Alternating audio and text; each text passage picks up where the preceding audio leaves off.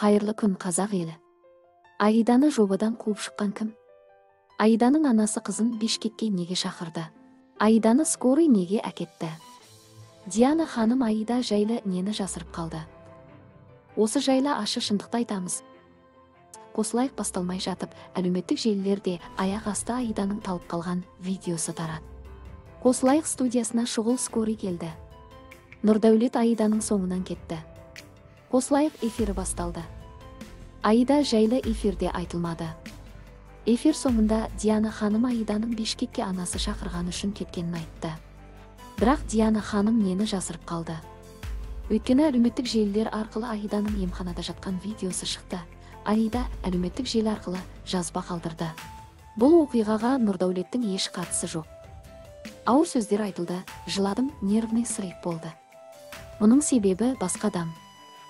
Шынымды айтсам шаршап кеттім. Ал сенің қызың, әпкелерің бар, өмір бумеранг. Желі қолданушылары осы жазбаның еңліктің анасына қатысы бар екенін жарыса жазды.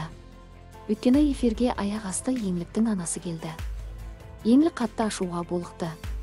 Еңлік көрермендерге соншалықты топас болмаңдаршы, менің анам эфир ортасында келді. Ол Аиданың түрінде көрмеді, әр жерге оны тыға бермей жайларыңа отырыңдар. Естеріңізге сала кетсек, Еңлікпен Аида өткен эфирде жаға жыртысқан болатын. Осы жайт үшін жігіттер төбелесіп Ерасыл жобадан шықпақ болған. Ал Аида Тимурға қол көтерген болатын.